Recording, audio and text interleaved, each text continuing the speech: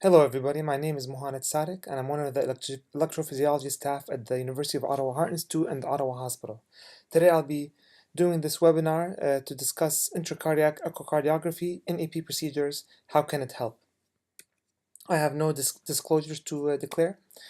The objectives for this webinar are to learn the handling of ICE and basic views, to discuss utility of ICE during EP procedures, and to discuss fluoro-less ablation and the limitations of ICE.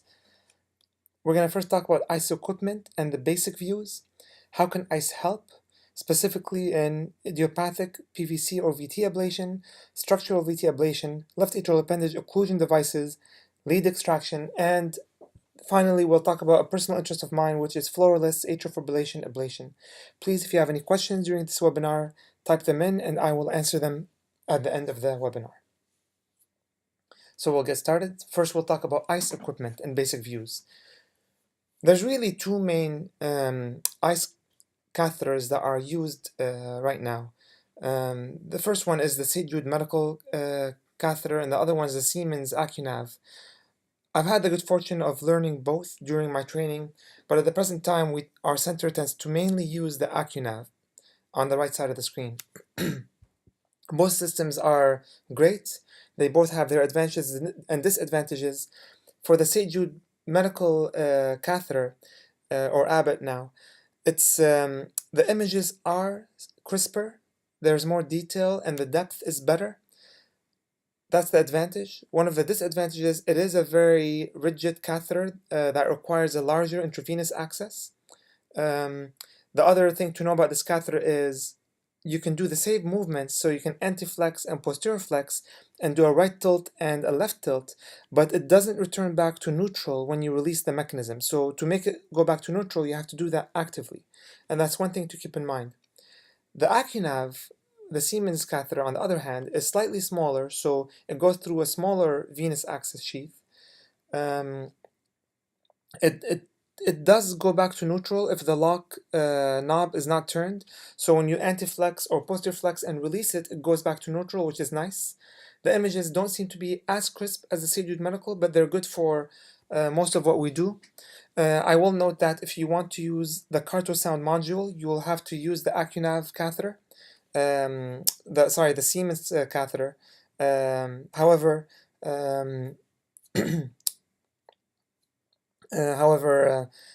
that's not a deal breaker. Both catheters have excellent images. There is another company, the Conavas Medical, that has a new Foresight eye system. Now, I've never actually used this system, but I've heard very good things, and it actually allows for three-dimensional imaging to be displayed post-processing. So it is a slightly different technology, and it offers other options. However, I haven't had a chance to use this, but I hear the images are quite good. Just to give you an introduction about the basic views of ICE. So there are really two different ways to display the ICE image. The one on the right is when you on the screen, the head is towards the right and the legs are towards the left. And the other way is the opposite, where the head is towards the left and the legs are towards the right. Now, this way right here is the way I learned it, and this is the way some centers, including University of Pennsylvania, teach, and that's where I trained. Where you advance your ICE catheter to the left, the image shows you heading from right to left towards the head, and that makes intuitive sense. However, most places, including textbooks, use the opposite, where the head's towards the right of the patient and the legs are towards the left. So as you advance the catheter, you're actually moving on the screen left to right. It doesn't really matter, you know, one can learn both ways and do both ways, but it does, you know, how you view the image, it does make a difference. And in this presentation, I've reoriented all the images to the standardized approach, but when I do things day to day, I tend to stick to the way I learned it, which is the head on the left side of the screen. I'll just walk you through a basic ICE study. So when I advance the ICE catheter, I do it without fluoroscopy. And the main issue is where the ICE catheter is heading on the top right of the screen, you want there to be lumen. And if there's no lumen, then you have to clock or counter the catheter to get lumen. Now, this was a particularly good example, and you keep advancing until you see the heart structures. Now, this is a particularly good example because at times you don't see lumen on the right, top right, and then you have, like here, and you have to antiflex to stay in the vein. So sometimes I antiflex and release it and continue starting up, and simple counter a clock will get me to the heart. This requires a bit of practice, but it's easily doable without fluoroscopy. And here we get to the heart. So the first view is the home view, and I'll pause it right here. So the home view is when the ICE catheter is in the right atrium and you see the aortic root and the tricuspid valve. And this, whenever I say to my fellows, go to the home view, I mean show me the tricuspid valve from the right atrium. And from this view, pretty much you get a lot of structural information just by clocking the catheter all the way around. And as you clock the catheter all the way around, you're really going from anterior to posterior. And I'll just show that here as I play it. So this is the home view. As we clock the catheter, we're going more posterior. And the first thing that we see here is we get an image of the left atrium. So it goes from the aortic root to the left atrium. And we see the coronary sinus os right here. The mitral valve starts to come in, and the left atrial appendage starts to come in. So I'll continue to play. Now you see the actual coronary sinus come in. And here's the mitral valve, and the orifice next to the mitral valve is the left atrial appendage. As we continue to clock, we're going even more posterior. We're going more posterior here, and you start seeing the left-sided veins. So I don't think I did that in this video, it's the next video. So we're clocking more posteriorly, and we see the left-sided veins come into view. So here's the os of the left-sided veins, and as we continue to clock, we get the os of the right-sided veins, and I'll just pause that right now. Oh, sorry. Go back one video.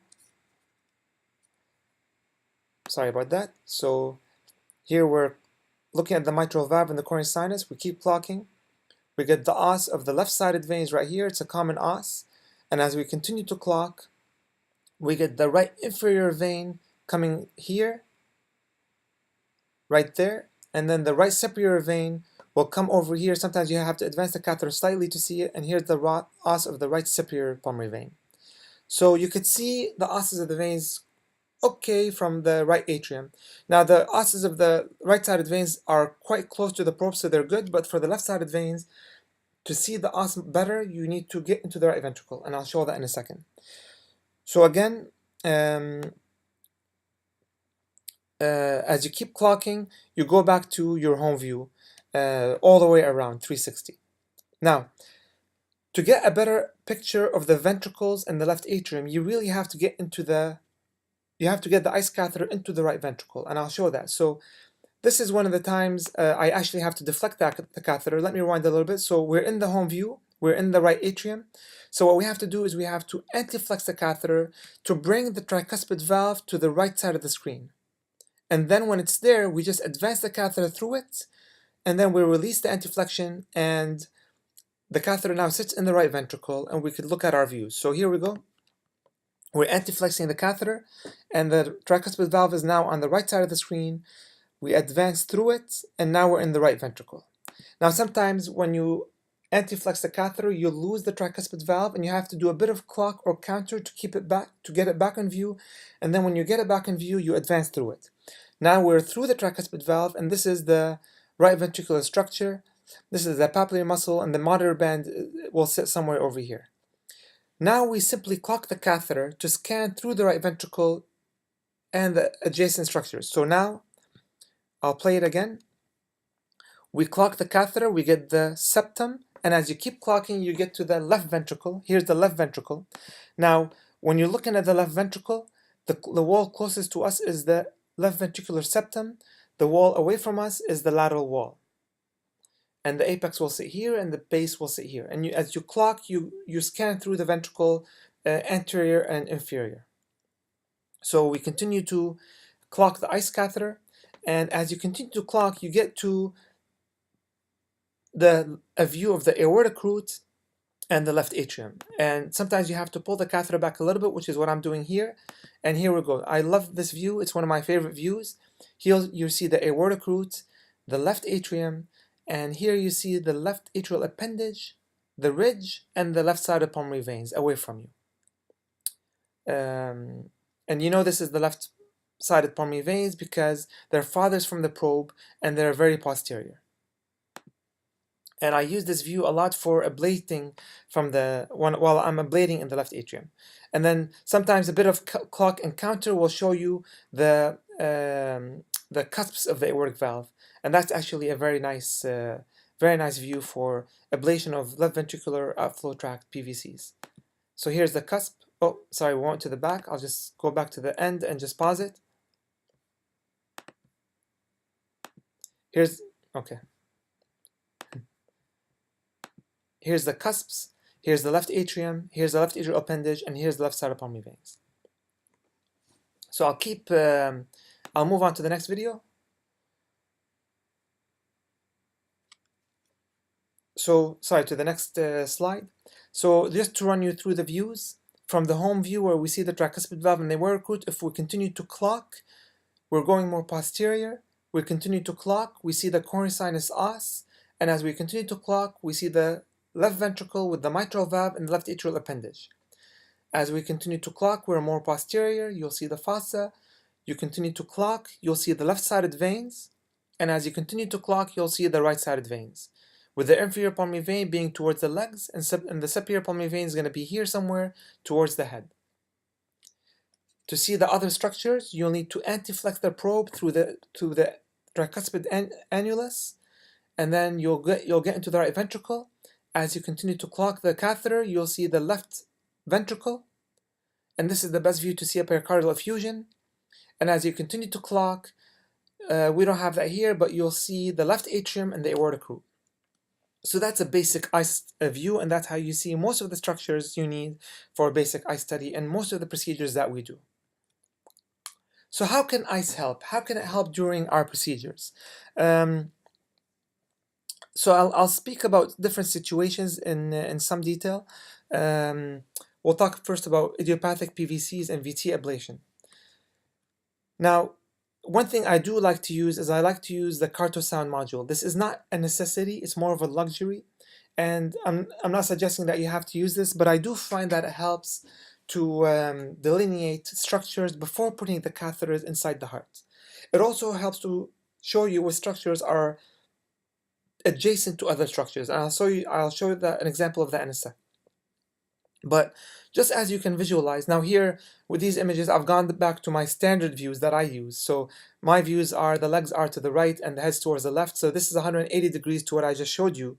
But nevertheless, the structures are evident. So this is the right ventricle, the right atrium here. This is our home view. This is the right ventricle. This is the tricuspid valve, and this is the aortic root.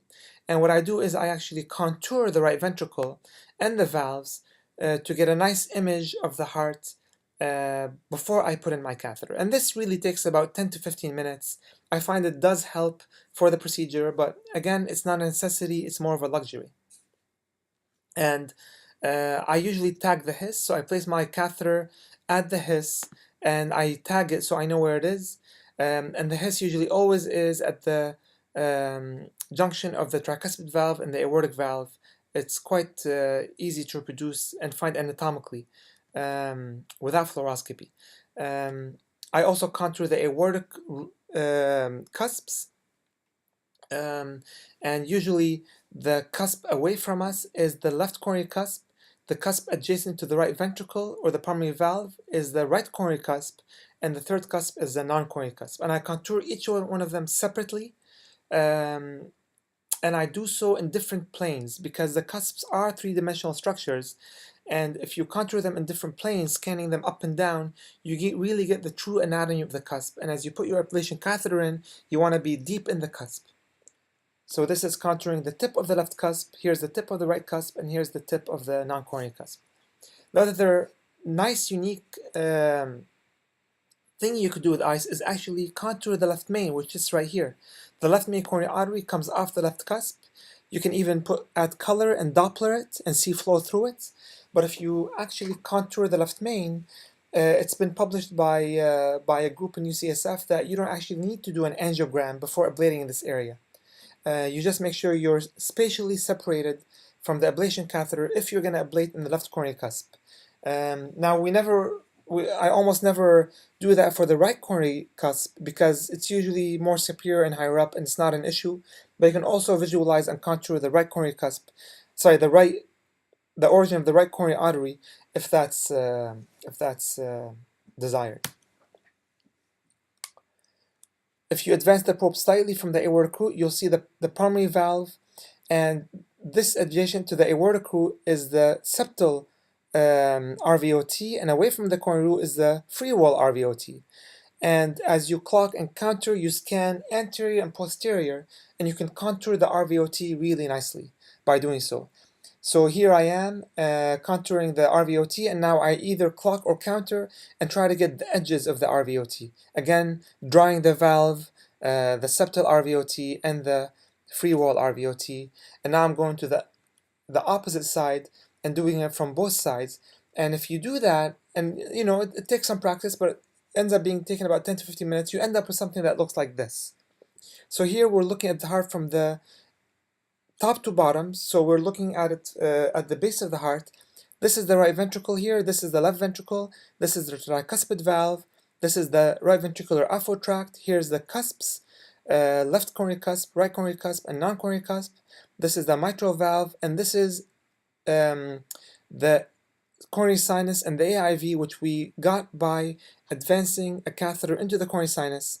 And you see here the LV summit, where the junction of the coronary sinus, the left cusp, and the LV endocardium, where some of our more challenging arrhythmias come from. And it's quite nice to see the relationship between the different structures. So the left coronary cusp is right at the LV summit. Like I said, the right coronary cusp is adjacent to the septal RVOT, and you can see the relationship and how close the structures are linked together, and why sometimes we have to map from different structures to get access to these arrhythmias. Now, I want to show a quick case of a difficult PVC. This here is a PVC that seems that it's originating from the LVOT due to its early transition. You do know a pattern break here, so V1 is positive, V2 is negative, and V3 is positive. Whenever I see this, I know that this is going to be a challenging day. The PVC is originating from under the V2, and this is usually in the LV summit area. It's negative in lead 1 and it's positive in the inferior lead, so likely LV summit or left cusp. And here, the earliest activation was in the coronary sinus, in the AIV, and the left cusp was slightly later. However, because we can visualize the origin of the left main with ice, but we can't really see the coronary arteries more distally, the LAD and the circumflex, we usually have to resort to an angiogram. And here we shot an angiogram with our ablation catheter sitting in the AIV, and unfortunately we were quite proximal to the coronaries, and we could not separate from the coronaries the site of the earliest activation. So we didn't want to ablate here in order not to cause damage to the coronary arteries. So one thing you could do is go from adjacent structures, and with a map that we already performed, the most adjacent structure was the LV endocardium just under the left cusp. And from here we were able to get quite close, a distance of about 13 to 14 millimeters. Now the activation was not as early, but anatomically we ablated from here and we were able to suppress the arrhythmia. Now this doesn't always work, and one needs to look at the actual proximity. However, it does work in some cases, and trying to get to the adjacent structures or ablating from an adjacent structure sometimes helps with the procedures, and knowing the anatomy is quite useful for these cases. The other times where I find ice particularly useful is intracavitary structures, such as the moderator band and the papillary muscles. So this here is a paper we published when I was a fellow at UPenn, and we looked at case series of patients where we ablated arrhythmias from the moderator band. And with fluoroscopy, it's really hard to know when what's going on inside the cavity. but with ice, you could see these structures quite well. And here we have the intracardiac echo catheter in the right ventricle, and you see the mater band quite clearly. You can also use Cartosound to outline it, but that's not necessary. Sometimes just visualizing the structure can help you to map it and put the ablation catheter on the structure. And in this case series, these are patients who had VT or PVCs from the mater band, were able to map the mater band very well for earliest activation and ablate on the mater band and ensure good contact where we wanted to ablate from. And the intracardiac ultrasound was quite helpful in these cases to delineate the anatomy and to map the mater band. Now the same thing applies to pap muscle arrhythmias. It's quite hard to know where you are on fluoroscopy intracavitary and where you are on the pap muscle. However, with ultrasound, you see clearly the papillary muscles, and you can also see how stable the catheters are. Now, in this particular case, we had a lot of difficulty obtaining stability on the papillary muscle.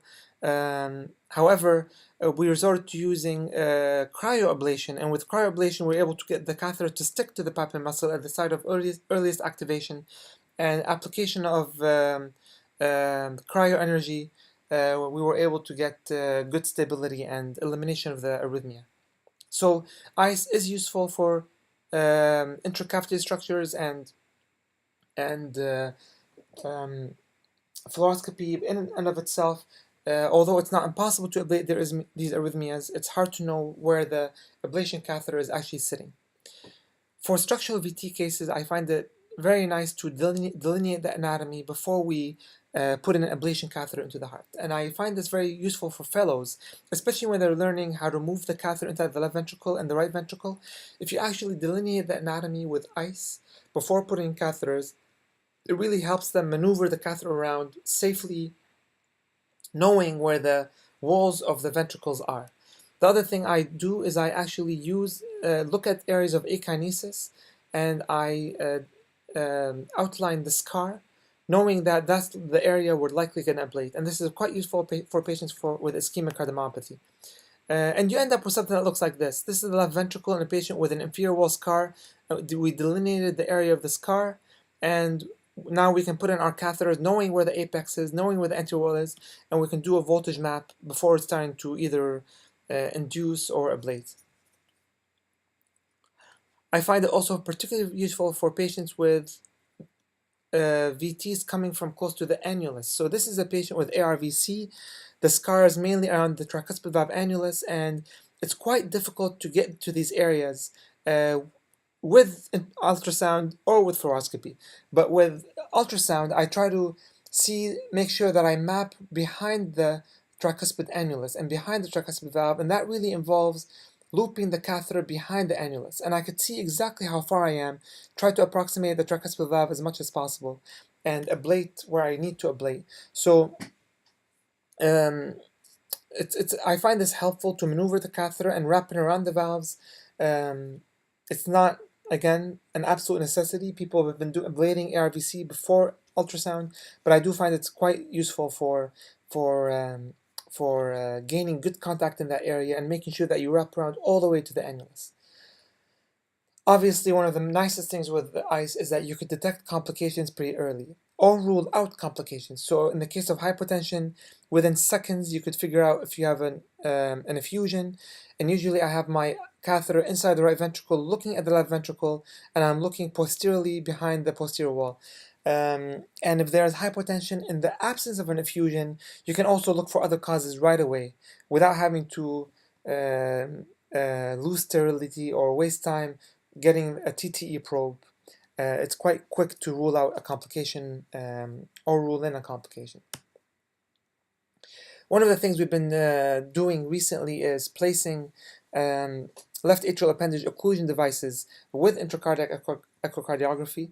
There are multiple devices out there, and we've had the good luck of placing both the Watchman device and the Amplatzer or Amulet device.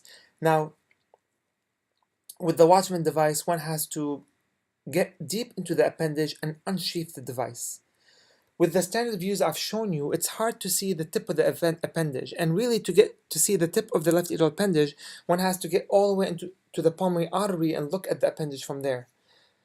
Well, the other way to do it is to actually do a double transeptal and put the intracardiac echo catheter in the left atrium and look directly at the left atrial appendage. Now, this is doable and has been done and published upon, but I find intracardiac echocardiography quite useful for placing the amulet device.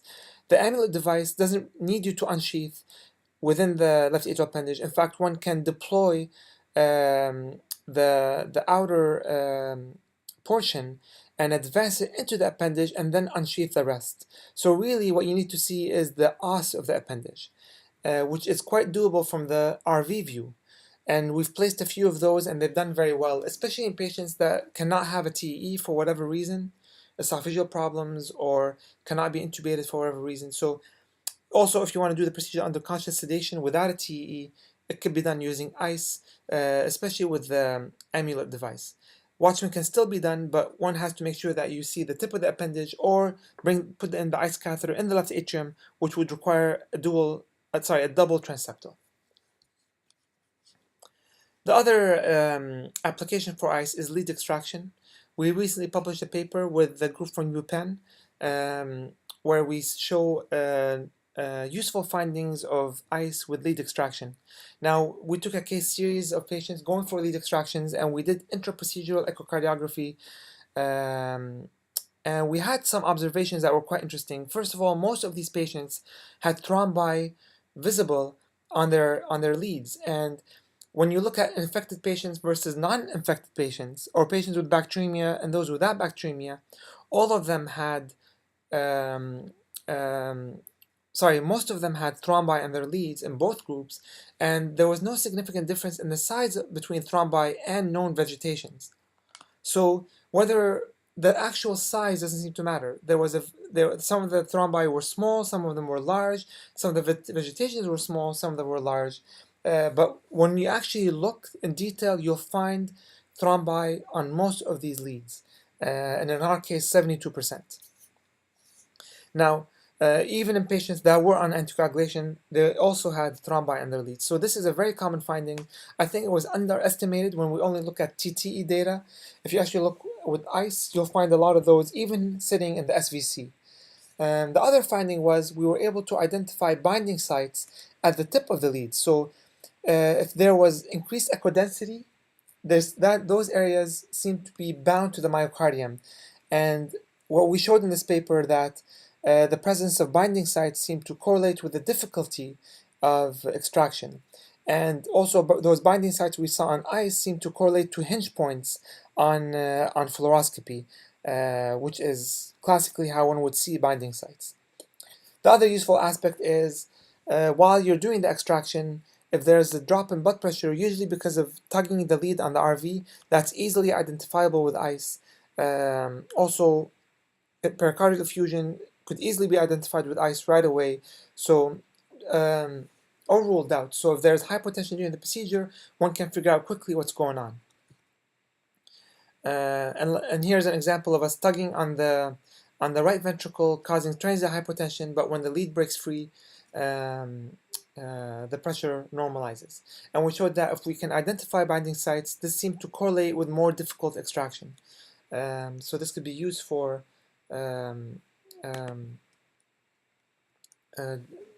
predicting the difficulty of extraction and the need for complex tools such as snaring tools or other tools. Now, one limitation of ICE is that it's hard to see pericardial effusions. It's hard to see pleural effusion. So if there is an SVC tear that causes a pleural effusion, that would be hard to be seen on ICE.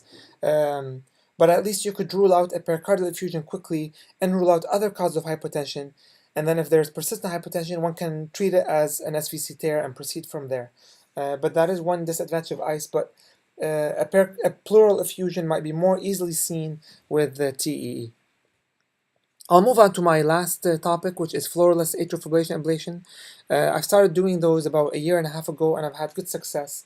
We've done close to 100 cases now, without having the need for rescue fluoroscopy. Um, Now, why do zero fluoro atrial fibrillation ablation? We always talk about the risk of malignancy and radiation injury to patients and to the healthcare team.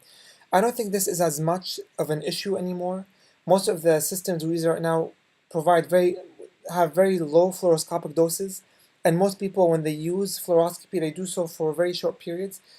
For example, just for the transeptal puncture or placing long sheets in the atria. However, I do find that zero is better than some, although point number one is not as big of a deal anymore. It is very nice not to have to wear lead during the procedures, and there are always orthopedic concerns with prolonged lead and apron use. Our procedures could be quite lengthy, and wearing lead for a very long time and standing does have its effect, and fatigue is a real thing. However, not wearing lead is quite nice, and when you get used to not wearing lead during AFib ablation, you get addicted to it. I also find that when trainees do zero fluoroscopic ablation, even when they go back to using fluoroscopy with other operators or for other procedures, they don't need to press on the pedal as much. They get used to moving the catheters in the heart without looking at fluoroscopy or checking, and that allows them to use less fluoroscopy even when they want to use some fluoroscopy. So that's also an advantage to having to doing zero fluoroscopic ablation in the program. It does help trainees to learn how to move catheters using ICE or using 3D mapping. There are some challenges, and coronary sinus cannulation is a challenge that needs to getting used to. The most challenged issue is transeptal puncture, confirming left atrial anatomy, and esophageal temperature monitoring. All these could be challenging, and I'll walk you through how I do my zero fluoroscopic ablation now. So, one of the most important views to do the transeptal is to look at the SVC, because that's what I use to place my wires and then do the drop. And like I've shown you already, the only thing I really use, the only deflection I use for most IVUs is the antiflexion. I use antiflexion sometimes when I'm going up to the heart from the femoral vein, and I also use it to get into the tricuspid valve, but then I release it and look at the rest of the heart from the RV. For this particular view, I use the posterior flexion and the right-sided tilt, and this is the only time I use that. This is also the only time I lock the ICE catheter. So it stays facing posterior and looking up. Sorry, it stays leaning posterior and looking up.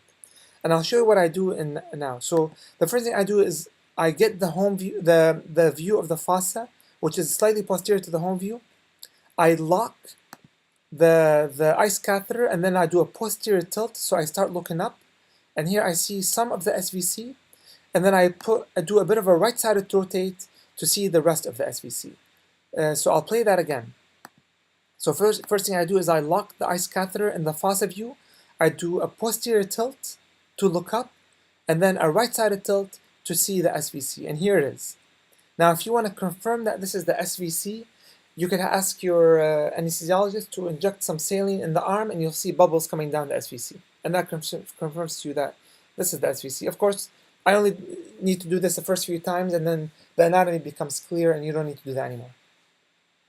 Now, once I see the SVC, you could do a quick map of the right atrium, if you like. And I usually do this quickly, so I have a quick map of the right atrium, not just so I identify structures, but also so I can place my decapolar catheters in the coronary sinus. And using the Carto system, you won't see your decapolar catheter unless you're using a navigation catheter or that you've taken points in that area with a navigation catheter. So this is a part of my workflow. I put in the pentray or the lasso up to the SVC and down to the IVC. I also try to get the pentray into the coronary sinus. Now the pentray seems to be a catheter that goes very easily into the coronary sinus, and I do so using the standard LAO view. So I go into the ventricle, clock it into the coronary sinus, and advance it, and then I have a nice FAM of the coronary sinus. And I also use my mapping catheter to tag the His. So I have the His labeled. And all this takes about 4 to 5 minutes. Here we are tagging the His, and you see the His signal on electrograms here, and it's again right at the junction of the tricuspid valve and the aortic root. Once I tag my His, I get into the coronary sinus and I have a quick map of the RA. This should take about 3 to 5 minutes or less. I proceed with my transeptal. Again, I get my view of the SVC and I advance the wires from the leg. And you'll see the wire coming up the SVC. And as soon as I see it go up the SVC, I advance 10 to 15 more centimeters and I know that I'm safely in the SVC. I then advance the sheath over the wire and you'll see the sheath come up the SVC right here. I then remove my wire, advance my BRK needle, and we're ready to do the drop. Now, one thing that I like to do before I drop is I see how I get back to my fossa view easily. So here, and a lot of times, just by removing the right-sided tilt, you'll see the fossa. So here we're removing the right-sided tilt, and we're going from sheath to fossa, and I'm going to put the right-sided tilt back on, and I go from fossa to sheath. So usually I have a fellow working with me, and as they're dropping the sheath, I undo the right-sided tilt and I see them drop onto the fossa, and even whether they feel the drop or not, you could see the sheath drop down into the fossa. Now, I'll show that here. So the sheath is dropping, and I release the right-sided tilt slowly to follow it, and you see here falling onto the fossa, and we will be ready for the transeptal as soon as it's in position. And here it is. Now you're ready to perform your transeptal as you usually would. And whether that involves advancing the needle or using a wire, we all do transeptals differently, but you're in the view that allows you to do the transeptal. And here we're facing the left-sided veins, which is the optimal dimension for the transeptal in my view. Now, what can happen sometimes is we have difficulty advancing the sheath into the left atrium. We can get the wire and dilator into the left atrium, but we have difficulty advancing the sheath into the left atrium. And what we do with fluoroscopy is we advance the wire into one of the veins and then use that to rail and push the sheath across. You could do the exact same thing with ice. And what I do is I bring the ice catheter into the RV and have it clock all the way up to see the left atrium. And this is the view where we see the aortic cusps, the left atrium, the appendage, and the vein. And now that I see the veins, I could get my dilator to face the veins and get the wire into the veins. So here, I'll just play this. We're advancing the wire through the dilator and it wants to go towards the appendage. So then I make sure I turn the catheter, I clock the catheter towards the posterior wall. So here it wants to go to the appendage, we clock the catheter towards the posterior wall and advance it into the vein.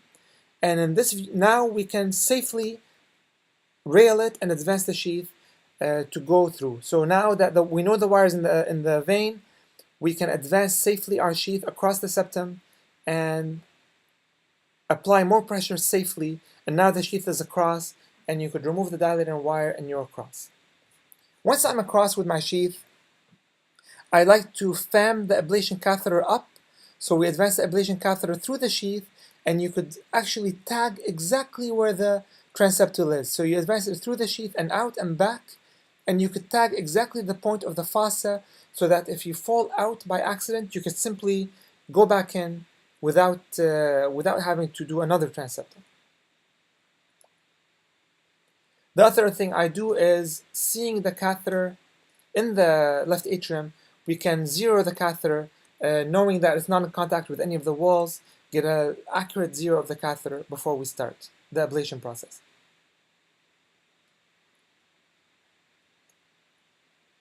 And I'll just go to the next slide. One thing I like to do is I like to do flip points. So I like to get my ablation catheter into the left pulmonary veins and flip the catheter into the appendage to actually label the ridge using flip points. And I find this is quite useful, especially with the Cartosound system, because sometimes it actually mixes or connects the left pulmonary veins to the left atrial appendage, and that can cause difficulties knowing exactly where the ridge is. But if I do flip points in the beginning before I start ablating, I know exactly where the ridge is, and I can ablate accurately on the ridge once I start ablation. And this view from the RV is quite nice to do so. The other thing I usually do during my ablation procedures is I pace the heart, or pace the atrium at about 100 beats per minute. And what you'll see here is when we pace the atrium, the stability is much improved compared when the heart rate is slow. So here I'll just rewind this video.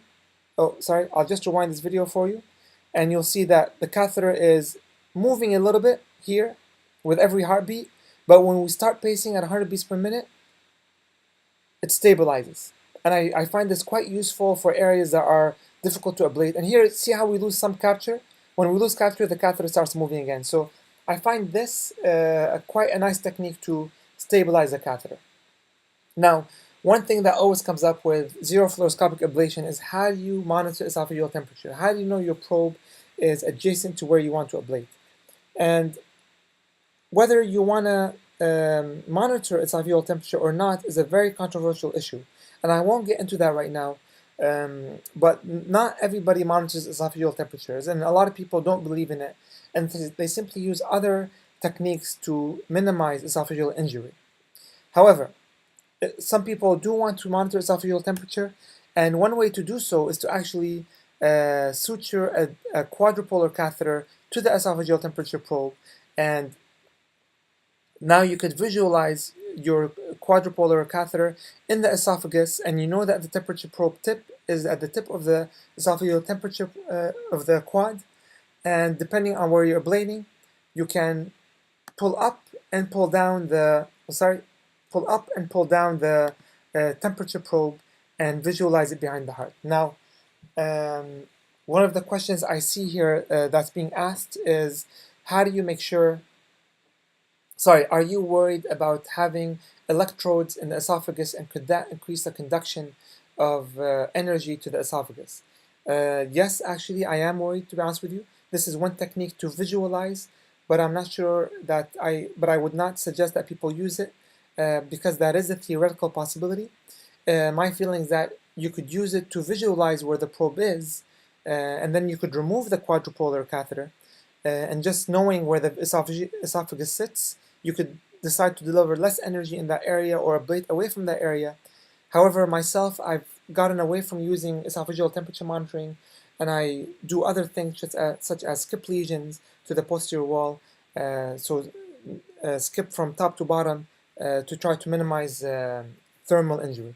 However, that's beyond the scope of this talk, but there are ways to know where the esophageal temperature probe is. There's also catheters out there, esophageal temperature probe catheters, that are visible on the mapping systems. They are more costly, but if people are interested, they can obtain them. Now, I've tried to show you some advantages of ICE, ways it can improve the procedures, ways that it can help minimize complications, but there are, of course, limitations of ICE. Biggest limitation being cost. There's a cost to the technology. Unfortunately, it is expensive, and that has to be budgeted for. Hopefully, in the future, the cost will be improved and reduced as other technologies emerge and other catheters emerge. But this is something real that we have to deal with, and hopefully will improve in the future. It does require vascular access. It does require an extra sheath in the femoral vein, and that has its implications for increased risk of bleeding or bruising. And one limitation that I find difficult to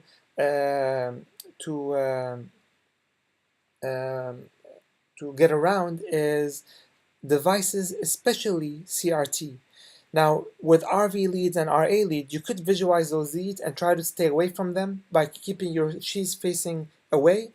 But the coronary sinus lead is particularly challenging to see, and one could potentially dislodge one of these leads with their catheters if they're not being careful. And usually we fluoro when we're moving catheters close to the LV lead, but with ICE that is a challenge. So I find this one limitation, and I would be nervous doing zero fluoroscopic ablation with ICE only in a patient with CRT, unless maybe the lead's been in there for many, many years. However, this is a limitation that should be acknowledged and is hard to get around. One last thing, I'd like to show an observation, and this is something I find very interesting, and I always show this case to my fellows. Now, I don't usually use ICE for flutter ablation only, but if I have ICE in the heart for atrial fibrillation ablation, and I'm going to do a flutter line as well, then I will always look at the cavo-tricuspid isthmus line and use that to help me with ablation. And you know, one interesting observation is that some people's cavo-tricuspid isthmus line do have crevices, which make it more challenging. Now, this particular CTI line is not very long, but you could see how it does have crevices. The other observation to make is that we are using a long sheath here, because this was a patient with atrial fibrillation. For atrial fibrillation ablation, we're using a long sheath. And you could see how we're trying to stabilize the ablation catheter on the tricuspid annulus, and it's quite difficult to stabilize because the tricuspid annulus moves longitudinally. So this is usually the most challenging part of the CTI to apply energy for, and you see why that is. This is also the reason why right-sided accessory pathways are very difficult to ablate, because of trying to obtain stability on the annulus. And I showed you how difficult it is to stabilize the ablation catheter on the annulus. Now, the other interesting observation is that it's hard to get contact within these crevices. And this crevice here, as I clock and counter throughout the tricuspid annulus, it's there both laterally and septally. It's always there. So with ICE, you could identify that this CTI will be a challenge. Now, interestingly, putting the ablation catheter over the crevice does give you sharp signals. So sharp signals in and of itself don't tell you that you have good contact. In fact, you can have very poor contact. And unless you have ICE imaging or contact force sensing, you will not know that you're actually not in contact. And this is why some CTI flutters take a very long time to ablate, because you're not able to get contact on the tissue. And really, the only way to get good contact here is to make a loop of the catheter and have the ablation catheter face down. And here we still have sharp signals, but at least we're in contact. Now, I'm not advocating that you open ICE catheter for or CTI ablations. I'm just saying that when you have it, it's nice to use. It's a technology that provides you more information and does help you get good ablation results. And in this particular CTI, we're able to isolate it, to obtain bidirectional block within minutes, and without contact force or without ICE imaging, this may have taken longer because we would have had difficulties or not knowing that there's a crevice there. So these are interesting things, and I encourage you to find more uses for echocardiography, echo technology with these procedures, and as you get more comfortable with it, you'll find yourself using less and less fluoroscopy for all these procedures. Thank you very much for your attention.